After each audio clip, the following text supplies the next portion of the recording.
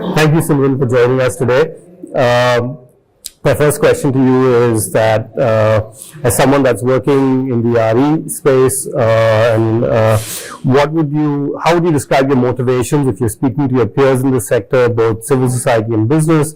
How would you describe your motivations for pursuing a more responsible approach to development of renewable energy in India? First of all, thanks, Kunal.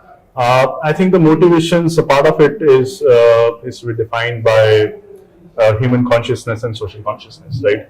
As a society, as we are facing and trying to solve some of the challenges of the past, especially of the fossil fuel industry, which are also exploitation linked. How do we look at transformation to the future? Is it just green RE and is it both? I think as a social group, as individuals, we can do a lot more in terms of also addressing some of the deep structural issues and of course institutional issues which lead to disconnect with nature and with people. Right? Yeah. So I look at the opportunity also not just clean energy transition and addressing climate change, but also an opportunity for humanization. Yeah. So getting away from the extractive past, but also the opportunity that can add much more value just beyond decarbonization. Absolutely. Okay, thanks. Can you speak to maybe what do you see as one or two of the kind of top actions that need to be taken, or some of the challenges that need to be overcome at this stage to help progress that just energy transition? Right. So I'll start with land. Land is being discussed as a common issue, and I think land is far more complex than we understand. Both the legality of it and the lived reality of it, right?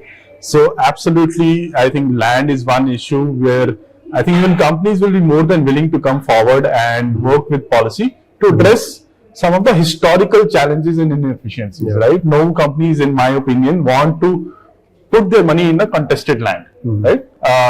So I think definitely that's one. And the second, I think in the long term, sustainability in reducing the environmental footprint of clean transition itself, whether it's through circular economy interventions or whether it's how do we design the infrastructure better. For example, GIB has been an issue, and we're looking at what does Europe does to save its avian species, and they seriously look at what height. Not just bird diverters, but at what angles they look at local avian species and their flight paths, and then design the infrastructure. So I think we as a country and our institutions well capable to evolve to proactively look at some of these issues. Okay, thanks for sharing that. Maybe could you share one or two examples of what you or your organization, the steps and efforts you're making towards helping kind of bring forth more responsible behavior actions in the sector? Sure. See, we are working on a very small part of it, honestly. So, and the way I will articulate is what we are working on. We are working on areas which have been historically isolated with very, very few economic and livelihood opportunities. Suddenly seeing unprecedented investment, right, at a very, very fast pace, right? And it is intersecting deeply with the social cultural construct of the region, right? And things are changing at a pace where people are still not able to comprehend what's happening, right? A lot of discontent may come, or I'll say more discontent may come in future, right? We are just trying to, I'll say, understand the problem to begin with, with all of its complexities, so to speak, right? And of course, we are also trying to build coalitions and create a space where we can at least have dialogue, critical dialogue, a little bit dispassionately, that the stakeholders are again not against each other, but coming together in acknowledging that there are some issues and working on whatever possible solutions are there might be beneficial for everybody. Well, thanks for bringing out the complexity beyond just energy needs and complexity beyond just decarbonization that need to be addressed to make this transition be a just transition. Finally, if I can ask you to look maybe 3 to 5 years into the future, what do you see as being some of the big positive changes that are coming in the energy transition? And what are the signs or signals you're seeing that make you believe that this is going to happen? Right. I'll speak for Rajasthan again, right? Sure. I think immediately after the change of government, the government has announced that following the Supreme Court's judgment, they will identify and notify all ORANs as deemed forests, right? And they've created a sort of a transparent process around it with community consultations, community representation in the process.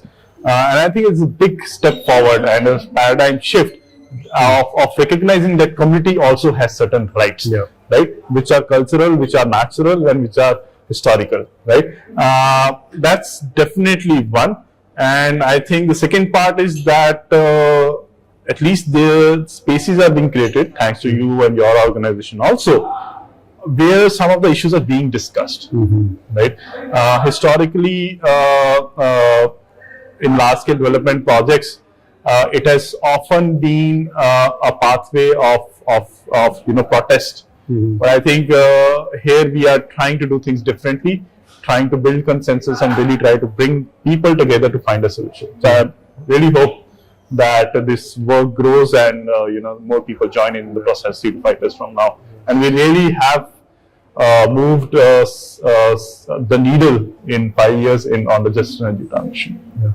Well, thank you. So I think you've mentioned some important foundations that are in place, and hopefully we see the fruits of that coming out, particularly through the work that organizations like yours are doing. Thank you. Thank you. Thanks very much.